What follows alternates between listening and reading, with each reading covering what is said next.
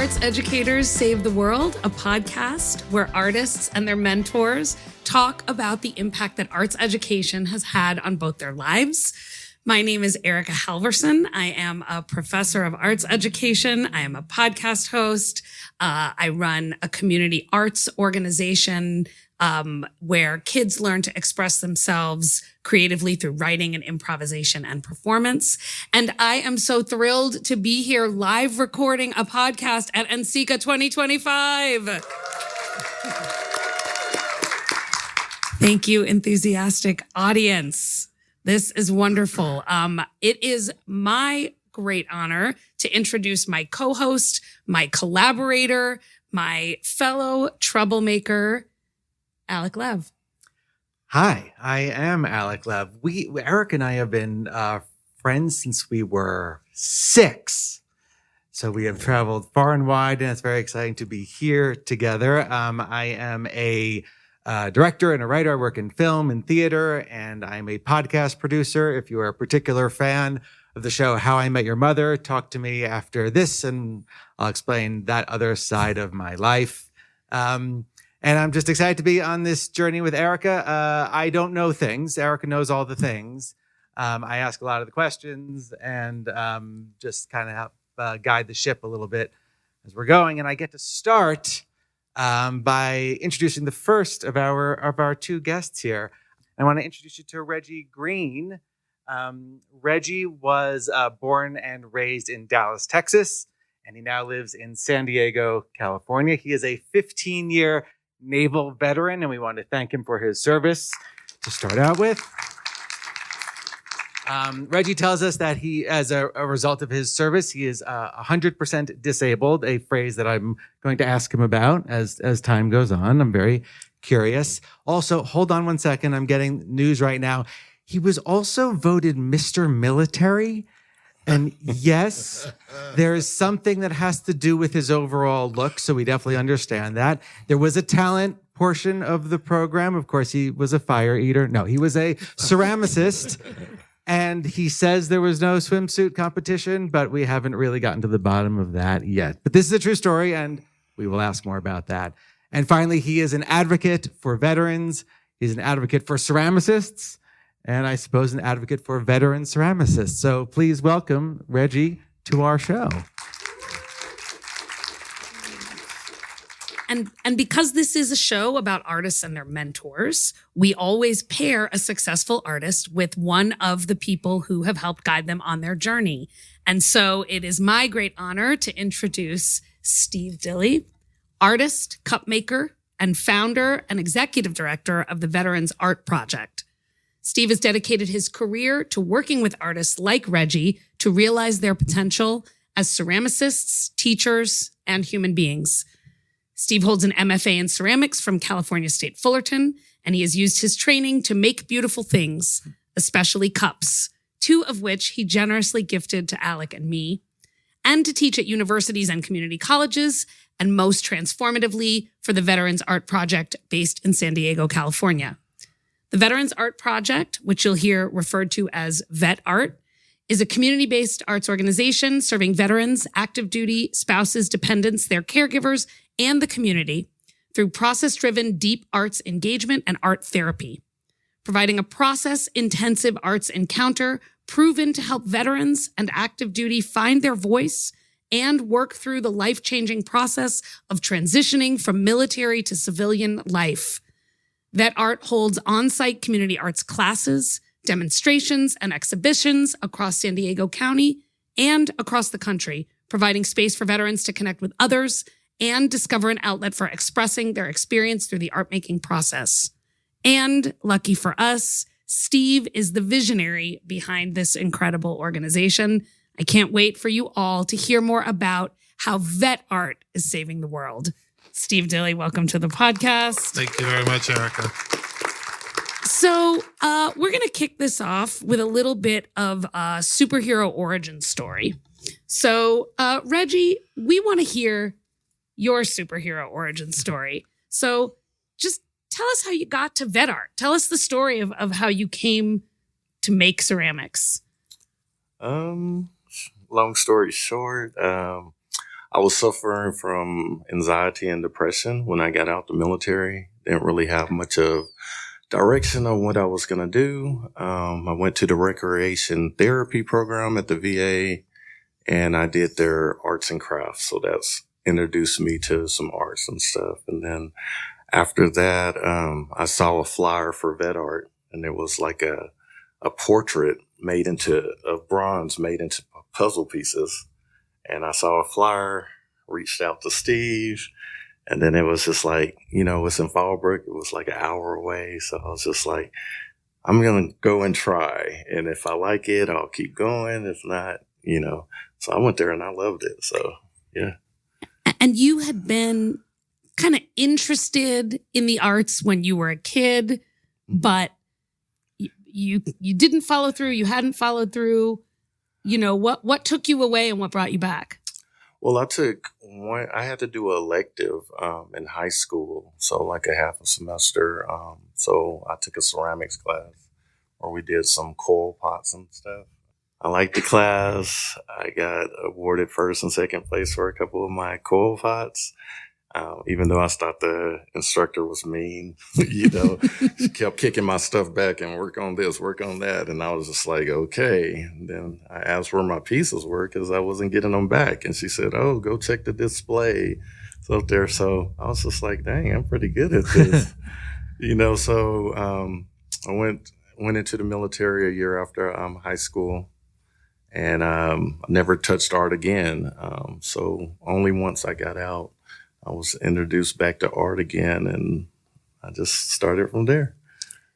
In our superhero journey, right, Reggie has put his cape back on. He's dusted off his high school ceramics cape. He's put it back on, and he walks into VETART. Reggie walks in, having gotten excited about ceramics. What's the first time you remember working together? It was at the time we were running a bronze foundry up in Fallbrook. And, we had a few hundred participants a year. And I go there and, Reggie's there. I'm like, hey, what's up?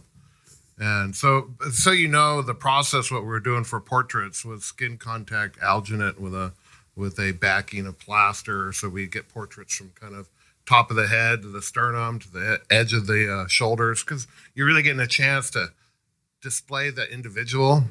And Reggie was there, and I think you already had your face casted. Maybe Scott had casted your face. And so then from that mold, we make a wax positive that you work on and finish up. And I said, oh man, Reggie, that's a nice portrait. It really, meaning that the wax came out really well. Because it doesn't always, because there's all these other things you have to deal with, right? And so I said, hey Reggie, what are you gonna do with your portrait? And Reggie says, I'm going to make myself into an Egyptian pharaoh. And of course, when he said that, I looked at him. I said, dude, that is badass. And you know what? He did. And I think that to me really was an answer I wasn't necessarily expecting, because people are like, oh yeah, I'm just going to do my portrait. And, but then it's like, wow, here's this person putting his portrait into this historical record in this timeline. It's just like, and that's me as an MFA artist talking and thinking, it kind of contextualizing like that. But I was still just like kind of gobsmacked. I want to get back to the artistry of this, but just a quick word of interruption for folks in the room. There are a few QR codes posted that have Reggie's artwork on it, and including this bronze cast. So if you want to check it out, you can check it out. And for listeners, you can find that artwork on our website, artseducatorspodcast.com/Reggie. Woo! So let's talk a little bit about the use of portraiture as identity work in ceramics, and both kind of, Steve, why and how you think about the role of portraiture, particularly for folks who are coming to this work for healing. And then Reggie, I'd love for you to say more about the experience of that, of kind of portraiture as art making. My history working with artists is that they might have their BS meter turned up to 11. That's 1 past 10, and so they may not have the best. You got to break down some barriers to make a connection. And when you're portrait casting, there's a lot of trust because we have to recline the person. Many times we give them a different shirt. We put a thing on their head to hold the hair back, right? Then they have to lay down, and then you're touching people with the alginate on their face, around their nose. I'm trying to get all that information, right? And I'm getting it in a way so it's reproducible. And then I'm also, you're in the ear, and the stuff's cold, and then you got to be there like 45 minutes. That's incredible. That's the process of, but I think what also happens is that when that mask comes off and then they put the wax on, they pull out all right, cast, negative. Wax, positive, right? And when you turn that and see that the first time, you have this reckoning of this is how other people see us, right? And people's like, I don't know, I look like that. Whoa, right? And so there's a bit of this kind of reckoning, but then we look at how portraiture has been used historically. Who were the portrait subjects, right? And many times those were people of power. Right. So we are kind of using that portraiture in a different way to document these individuals who are people just like you and I. Reggie, talk about the experience of having your portrait cast and tell us a little bit about that experience, particularly so early on in your art making journey as like the first thing you're doing. I was in the mode of just pushing myself to try new things. And so I decided to do it. And they said, you know what? You got the perfect head shape and I don't have any hair. So they said we can get most of it. So I'm just like, okay. So they got my whole head and everything. Like, this is perfect. You don't have any hair, so it came out, nice and everything. But going under there, I was a little nervous because I forget how many minutes you have to be under About there. 45 minutes you have to be in a reclining chair. Yeah, so they say you can just sit back and relax and sleep. But, when they're putting the alginate and you're feeling it cold, like drip down your face, you're like, don't get in my nose, or I'll go panic or whatever. So, kind of feel like you're going underwater or something. But I made it through. So it was cool. So, like, later on, I was casting people, so I kind of tried to make them, because I knew how it felt, so I just tried to make them feel as comfortable as possible. And I was cool with it until they start making me nervous, like the women be like, can you get part of my breast too? And I'm like, come on. So yeah. And where did you get the Egyptian pharaoh idea? How did you get the idea to merge the image of yourself with this like very particular historicized image of people? So I was volunteering at the African Latin Museum in Old Town San Diego. And, I was, he let me do the tours of the Egyptian room. And also in elementary school, I went to the museum and there was an Egyptian exhibit. And I bought a little scarab, and I was always drawn to like Egyptian type stuff. So more that I learned about it, I was just like the African kings, Egyptian kings and stuff. I'm like, I want to make myself into Egyptian pharaoh. So I was like, that's what I went with. I just want to, again, as the person that knows nothing, I'm trying to put together this idea that, I made a cup when I was a junior. And then I went off to the military 15 years. I didn't think about anything. And then I don't know if you've seen the pictures of his art yet, but I certainly can't do that.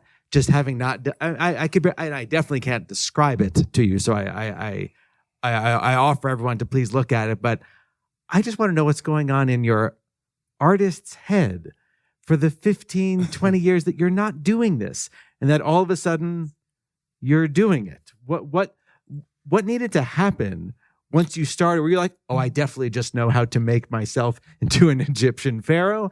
Or did someone need to teach you some stuff?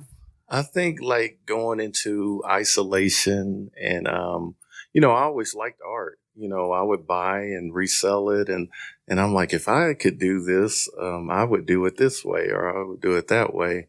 And I feel like I was been on my healing journey. So just kind of being in isolation, focusing on myself and wellness and stuff. I feel like it's more like a divine, connecting with the higher source and the creator, and I feel like this is just what came out, especially during COVID, just being in isolation. I just went into the studio and the stuff I'm just doing it. Wow. So when I make my stuff, I call it clay doodling. I just go in there and I just start making stuff. And I'm surprised as anyone else. So, I just do it. And Steve, how do you and the other artists work with Reggie to hone those skills and those ideas? Are there specific, I don't know, teaching techniques or ways that you help Reggie to access what is clearly, a really rich, creative representation of what he wants to do to help him get that out into the world and to make these physical objects? I like to think we have a multi-pronged approach. Okay, well, tell us. First off, I believe as a teacher, I have a light touch. And I try to be kind. But outside of that, what we need as artists is access to material and facility. And if you don't have that, guess what? Reggie wouldn't have been able to walk in and say, hey, I want to do my face like blah, blah, blah. You know what I mean? So access is such a critical and core component, and having that access to material. Now, Reggie has pursued this idea and has doggedly pursued it, right? And it's his work and work ethic that has made this work develop. And now I can talk about process. We can talk about concepts, right? But I think that part of our multi-pronged approach, right, is like, I'm all, hey, Reggie, you want to go to NCECA? And he goes, what's that? I'm all, I think you might like it. And he goes, okay, sure. And so we ended up, we went to in Wisconsin, right? I was up in Madison. Maybe Minnesota. Yeah. I'm sorry, Minnesota, yeah. And so we did that. And as you well know, the first time you get to NCECA and you kind of get put into this environment, it's incredibly supportive, but also your eyeballs are never going to be the same because you've seen so much art in such a very, right? So there's an important component there. And if I were to leave it on anything else, it's, I kind of like the Buddhist idea that when the student is ready, the teacher will appear, right? And so this has just been, and it also mirrors my own artistic journey coming from the community college and then going to the state college. And as I like to say, if you hang out long enough, they'll give you a degree. But really, there's an educational ladder there that I was afforded the opportunity for, and I got to pursue something on my own terms, right? So I want to hold space for people to do the same. And we haven't talked about this yet, but in addition to Reggie being an art maker, and I want to get a little more into some of the other pieces that you're sharing with folks, but you have also now become a teacher in VETART, right? You are also now passing on, this approach to others. So can you talk a little bit about that and talk about a little bit about your life now in this chain of passing along that Steve has described? And, you said you do some casting, but what other kind of teaching do you do? I just try to show people and encourage people, like, everyone can be creative. Everyone can create something. And I just try to be kind and just empowering, just like, some people come there, they're discouraged and they say, I never created anything, but I think everyone has like some type of talent or gift that they can use and to show everyone. I just recently did an art in the park, since I do like ancient civilization type stuff. I did, instead of doing like paintings, I did painting masks. So I made some ceramic masks and had people come out and paint their mass. And so like, it's, just to express themselves, they can do whatever they want. I try to leave it open because I think like creativity comes from within and everyone can express themselves in different ways. So. This is my favorite part where I sort of interview Erica. Erica wrote a book called How the Arts Can Save Education, which is the basis of this podcast. And one of her magical powers, I'll get it. One of her magical powers is hearing how mentors work with students, how teachers work with students, and telling us what's happening, what is going on with her professor brain. Because the purpose of the book is to say, if I may, that how the arts can save education. It's about how art teaching techniques don't need to just live in the art classroom. That the way art is taught, the way theater is taught, music, anything, has something to tell math teachers and has something to tell phys ed teachers and the science teachers. And so that's why she was interested in these relationships. What is happening in these mentorships so we can understand, look what it does for artists. I bet this works for everyone. So Erica, can you tell us what are you hearing here with your professor hat, if you will? So the thing that jumps out at me the most about this conversation is the role of portrait making, and particularly this casting process, as identity making. So we all talk a lot about how arts practices facilitate identity. As a researcher, I've spent a lot of time asking the question, when we say identity, like, what do we mean by that, right? We could mean anything from the physical manifestation of my body to some psychological sense of who I am in the world. And the way of describing identity that I really like is these Canadian researchers who developed a kind of social and psychological perspective on identity. So both what's happening inside, but also what's happening outside. And they operationalize it, or they make it real by saying identity is about how I see myself, how other people see me, and how I fit into the communities to which I claim membership and who claim me as members. And that a viable social identity looks at how those ways of thinking about self intersect and interact.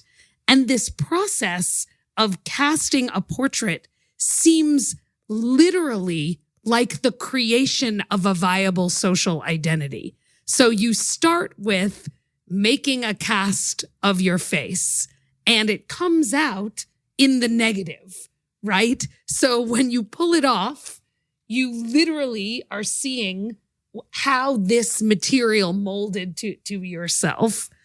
Then, right, you create the positive image, which, and I think you even said the words, it's how you show up to other people, right? Absolutely. So then you get a chance when you see the positive image of like, oh, is that what I look like? is that how I come across? And then in the creation of the art piece, you have a chance to reimagine and reinterpret this kind of neutral positive to project for others how you want this image of yourself to be represented, to be shared, right? That's why I'm so fascinated by your aesthetic, right? And how you take a creation of yourself and put an aesthetic on top of it. And I have seen, I mostly work in creative writing and theater performance, but kids do the exact same thing, not obviously with the same skill and materials that you do, but when they write and tell and perform stories, they are doing the same process. They are, telling the story of something that happened to them so that they can say, here's how I see myself. Then they are sharing it with classmates, and classmates have a chance to say, here's how I see you. And then we make a performance out of it where the kids get a chance to be like, I'm going to make my grandma into, a bird who can cook her own eggs, right? Which is both a joke and also a way to represent something that's really important to the kids in their lives. So for me, it is amazing to hear this viable social identity process described as arts practice. So that's my one to grow on for the day. You're both nodding, which is always a good sign that I've said something that's connected to the way you feel about your art making. Well, I think, there's, much about wonder and childlike approach is important as artists. And so you mentioned children and what they're doing, and it's like, hey, man, that's part of what we get to do as artists. That's part of what makes art making, being in the process, so lovely.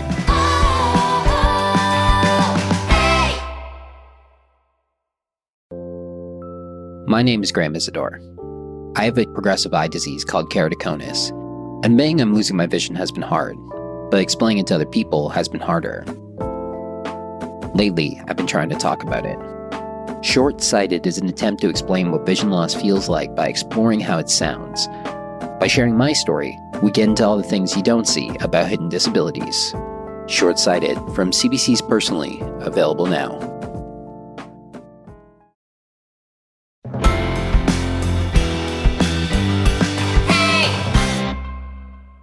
I guess before we get into some of your other art pieces, I don't know.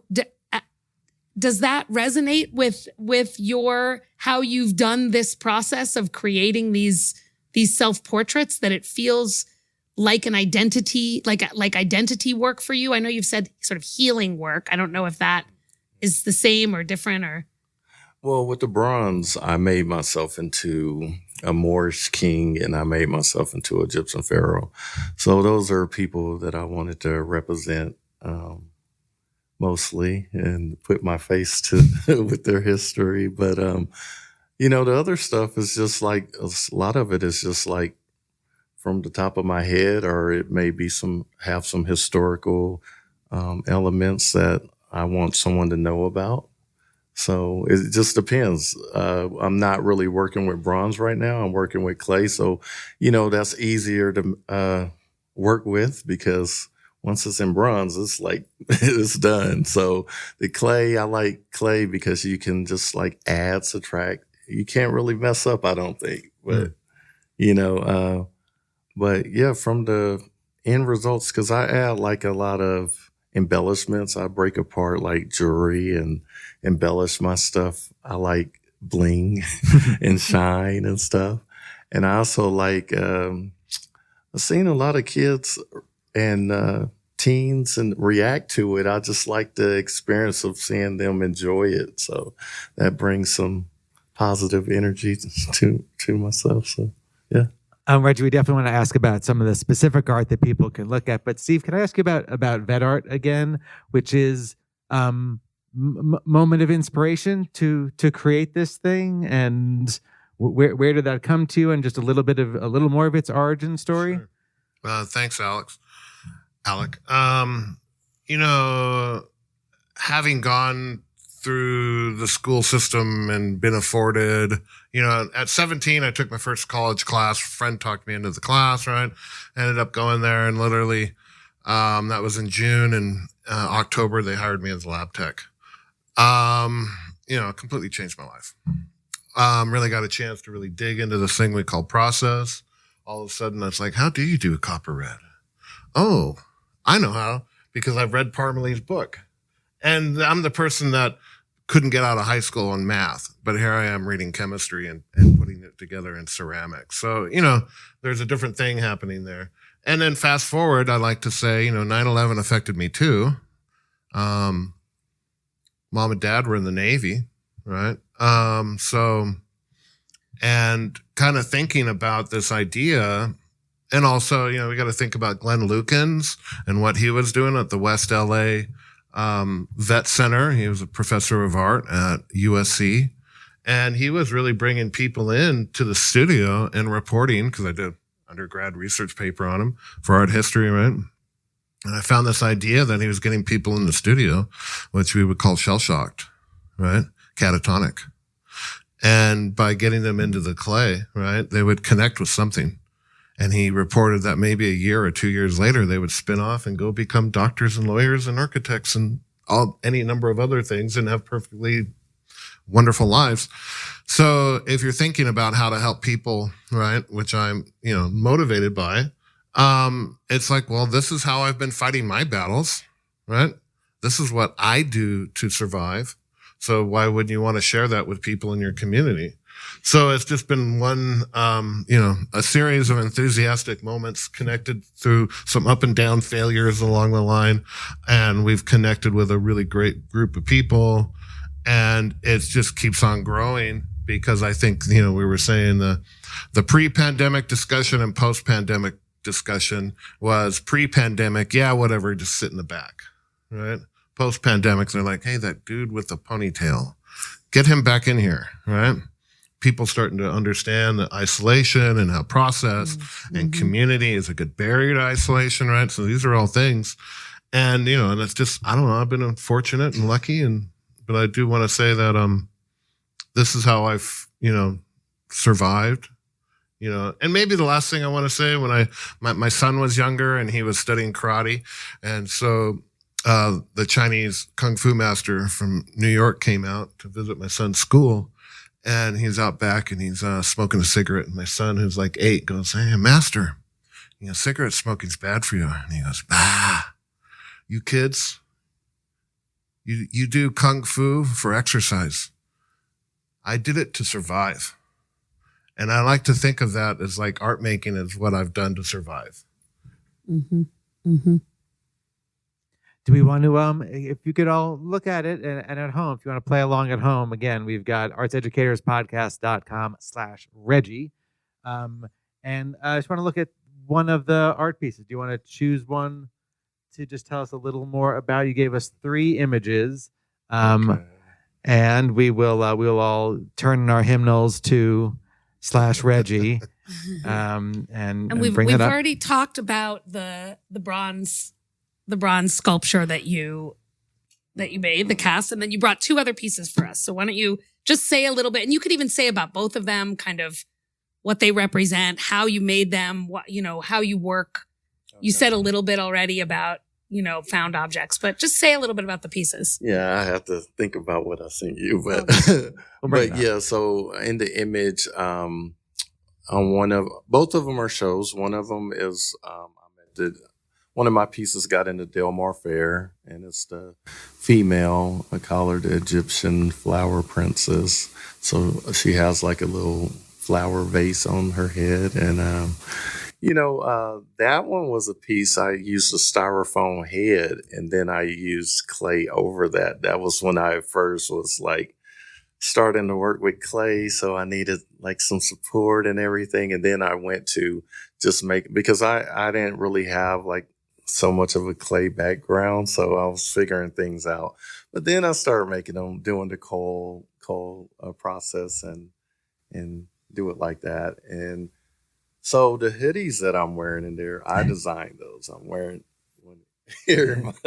They're wearing them in the room too, listeners. They're gorgeous. So I was wearing the hoodies there, and then the other piece is like a Mayan piece. It has like mask on the back you can't really see, but I really like the ancient civilization type stuff, just the history. I like their art, and I wanted to make it like colorful and just kind of pretty. So that's what's there. And the other nerd out thing that I was thinking about is I talked about how this process of casting feels very much like an identity process, but also in my book, I talk about how arts practices can help us connect to other subjects and other ideas in schooling that we care about. And I'm very much inspired by the ways in which you bring history into art making as a method potentially for getting young people more excited about some of what the artistic history represents in terms of broader historical ideas, broader historical, themes. You obviously have to know your history to know how some of these things should look and what sorts of artistic choices you make. Do you visit other, you said you spent some time at the African Latin Museum. Like, do you look at other artifacts? Do you read up on, Egyptian art? How do you connect your work to the historical times that they're sort of connected with? Well, a lot of stuff I learned at the Afro Latin Museum, but, just taking college courses, sometimes things come up on Instagram or, Facebook feeds, and it's like historical stuff. And I'm like, I may need to make that person, and I'll look up stuff and see if this person needs to be represented, and I'll create that person, some of the stuff in history has been like, there may be some, African rulers and stuff, and they may have changed the color of them, and I change them right back. And, like I did the Betty Boop, a lot of people didn't know that her name was Esther Jones and she was a jazz singer. So that's where they got her look and everything from. So I just recreated her and made her back into a Black woman. So you talked to us a little bit yesterday at breakfast about being a Black artist and what the challenges were for you to express yourself as a Black man, as an artist, both when you were younger and older. Could you share a little bit about that? Yeah, it was kind of frowned upon. I always kind of wanted to create. I always had a creative mind, like writing poetry and just doing stuff. But it's kind of like you got to keep it hidden because you got to have this masculine macho, aura about you. But, as I got older, it's just like, what? I'm just going to be free and be me, and I feel like I'm very passionate about my art and my creativity, and I feel like it's my newfound passion, and I feel like I'm just going to go with it, and it doesn't really matter what people think, is what I think. So I'm just going to be free and be me.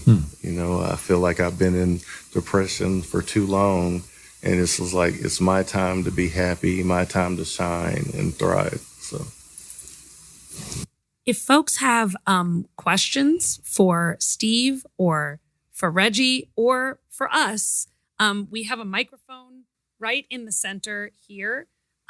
We are happy to take questions. We are recording, so we do ask that you speak into the microphone.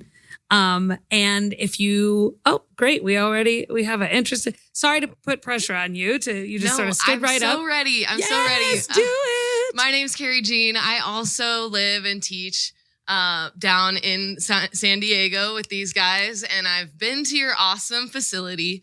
And so I thought that maybe that'd be a really cool thing to talk about, is your facility and kind of how you've grown and kind of the organization of that, so that, maybe if other people want to start programs like this, they can get a little bit of an insight about how to get into that space where they're able to provide those materials. Wow. Thanks, Carrie. I appreciate that question. And, we have a facility. Currently, we live in a 5,000 square foot industrial building. We've got a smattering of potter's wheels, storage. Currently, we're an 06 shop. We're in the process of working through that. We have a 24 cubic gas kill, so we can do some high fire stuff, which would be nice. Also, participants could, there's so much to running a facility, and that this is, I've been fortunate to find funders along the way, and I encourage anyone that can hear my voice, if you have a good idea, you should start talking to your network, because you don't know that someone may go, what, that's a good idea, and I've got a building, or I have a donor access fund, or, or I want to help, right? And that people that understand, kind of this intuitive sense of how we live our lives, understand how ceramics is a part of that intuitive sense. And I think that resonates with a lot of people. If I would be happy to talk with anyone. I have a thing on the page. We do consulting. People reach out. I call. They call me.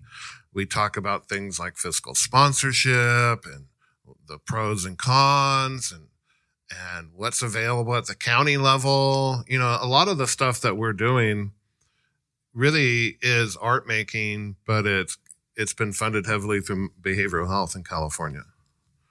So that's another thing for people to have decisions or discussions with. And that a lot of times we, as an artist, right? I don't want to go do that. I don't want to go talk to people, you know? It's out of my comfort zone, you know? But out of my comfort zone is where the magic happens. And so sometimes we have to go and have those conversations. Has anyone written their local elected representative lately? Do you call them? Do you say, hey, you know, the beautiful thing about this podcast and what Erica and Alek have created, right? It really is showing us the relevance of what we're doing, right? If we're going to have a human experience. So, you know, it's a labor of love. You know, you can probably catch me any Monday there while I'm cleaning the bathroom and taking the trash out. Scraping shelves, right? Explaining to people that actually that's only clay. It hasn't been fired until it's been bisfired. Then it becomes ceramic. You know, so there's all of that happens. But I think all of that is what makes it an authentic place for people to come in and, you know, because this is completely and totally replicable.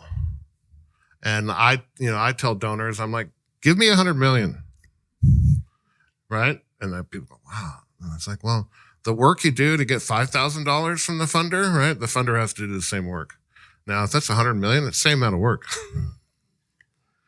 But if I were to hang up a handwritten sign that says in room 203 at 3:00, VETART's having interviews, bring your resumes. How many MFAs do you think I get there? Right? I mean, we are this unique community, but also we have people that are doing this not for money, but for love. And what better motivation to help other people? And so we really have an unused asset here within the ceramics community is how we do community well, right? And, you know, and we do raku firing open houses. And I consider that to be the gateway drug to ceramics, right? Because we can, you know, so all of these things, but yeah, there's a lot of minutia there.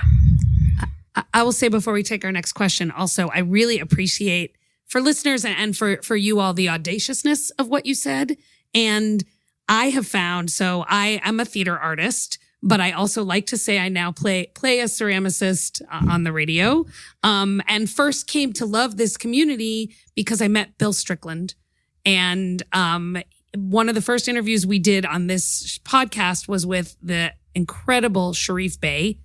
And Bill Strickland was his mentor. And if you don't know Bill Strickland, you should look him up.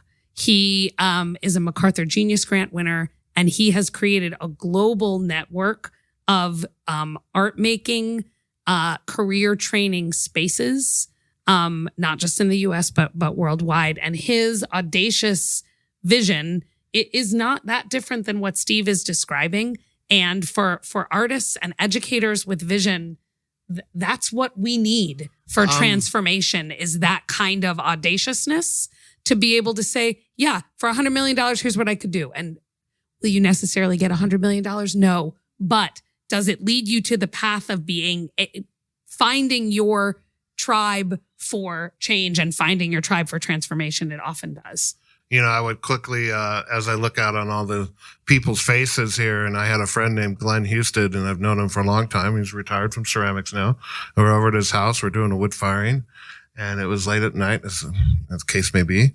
And Glenn pulls out his resume and his letters of recommendation, and he shares with me, and he goes, "Hey, Steve, what's your vision?" I'm going to ask everyone here that same question, right? Because that's like, oh, whoa. It kind of like strips off all this other stuff that I've been thinking about as important, right? So what is your vision? Yeah, we have another question. Please. Hi, I'm Mark Lancet. I'm from Davis, California, north of you. And it seems like an ideal time to ask you something that I play with all the time, a conundrum, a dichotomy.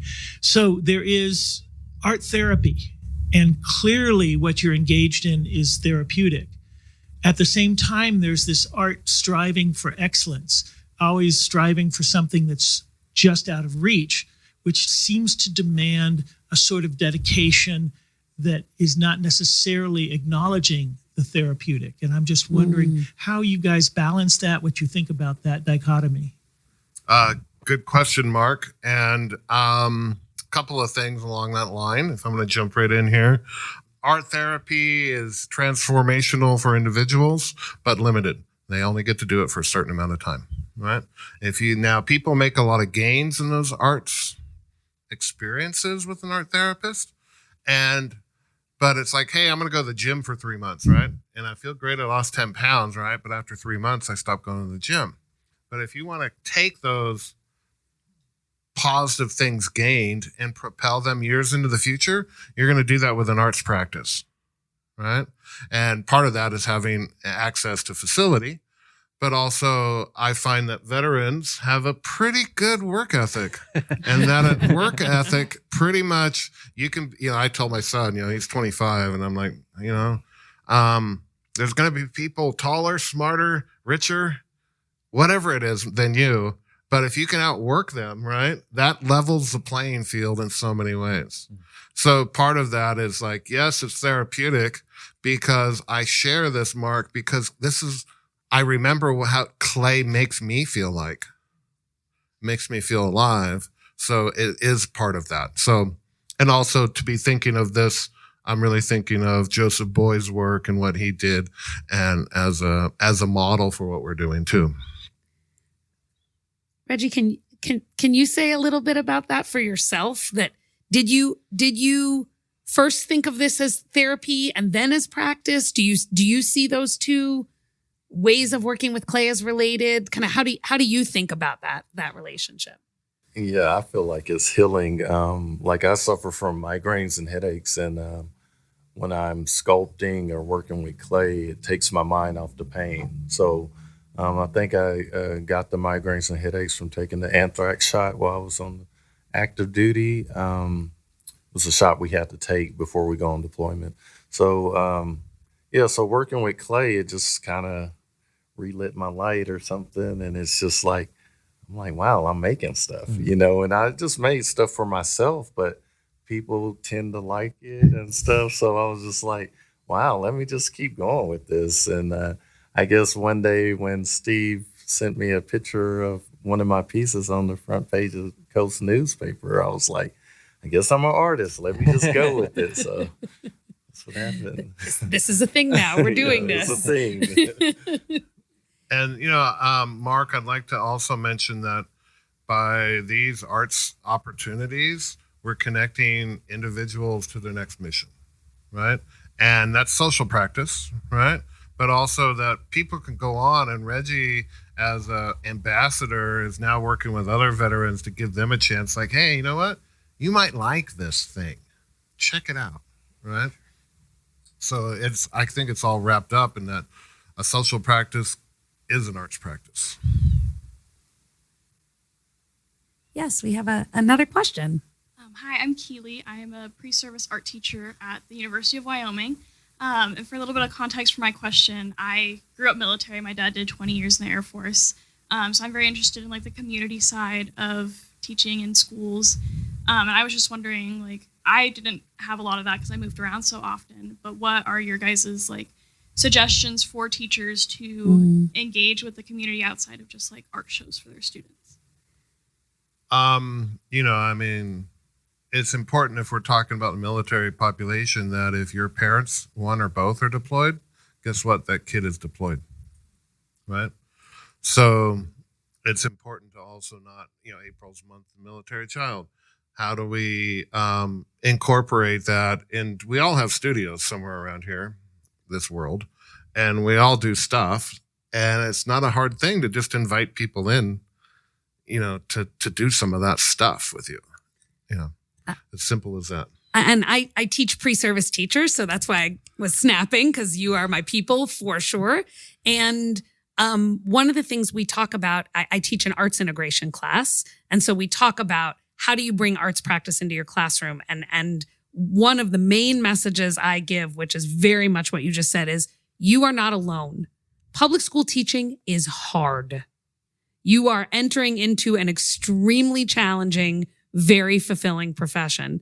And there is no better way to keep yourself raised up than to look around you and recognize all the talent, all the potential partners that you have in your space. Public libraries often have really eager and excited artist, librarian practitioners.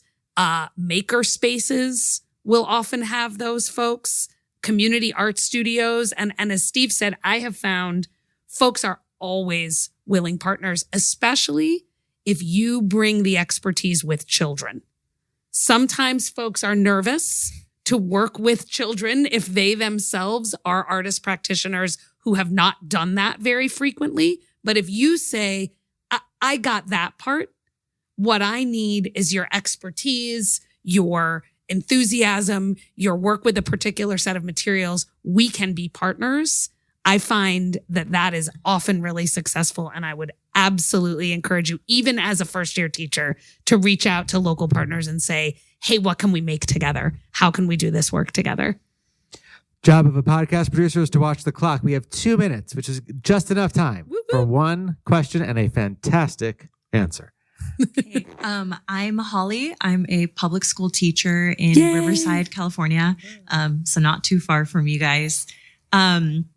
The area that I work in has a lot of students from very rough backgrounds. And so they bring a lot of anxiety, trauma, and depression into the classroom. And I've noticed in particular with my male students, this extreme anxiety to even start work. They're anxious about having people see them work on art. They're anxious about creating art. And I know, Reggie, you'd mentioned like this idea of, being macho. And I think a lot of my kids, they're 14 through 18 years old. They have that same kind of feeling and it brings them a lot of anxiety. So what would you tell particularly male students, teenagers who really are feeling that pressure to fit in? What would you tell them to get them motivated to create art? Oh, no. We did not pay her to ask that question.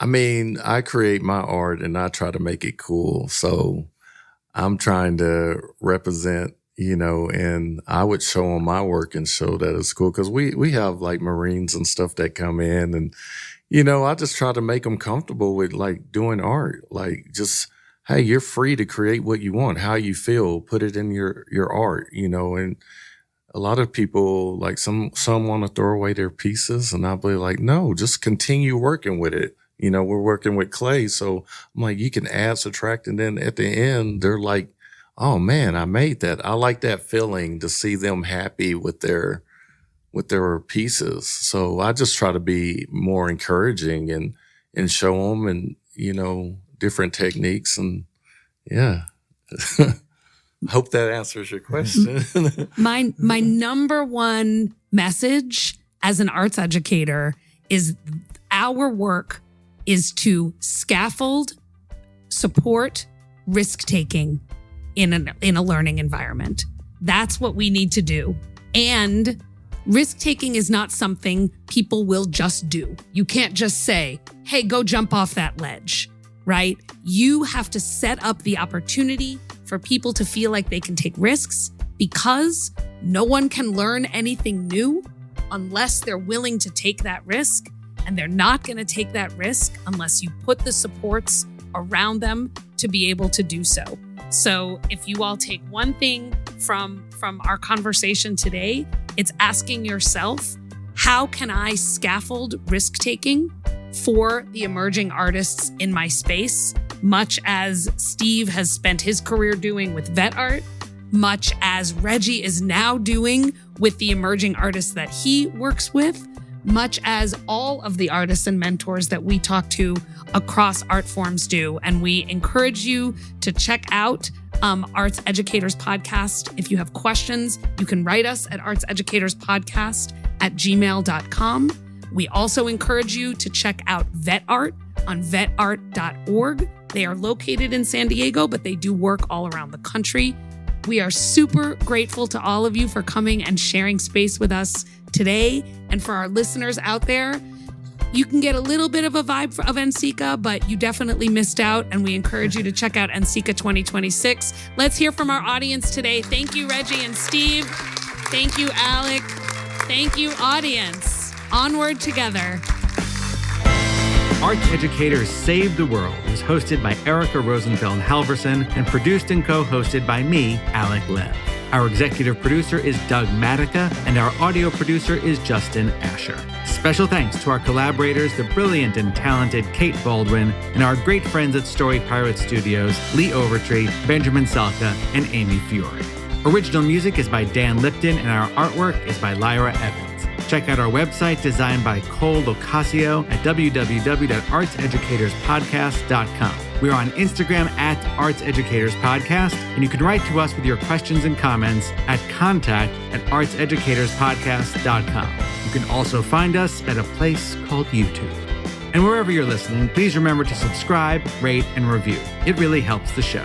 We're proud to be sponsored in part by the University of Wisconsin-Madison and the Gibb Faculty Fellowship. Arts Educators Save the World was created by Erica Rosenfeld Halverson and Alek Lev.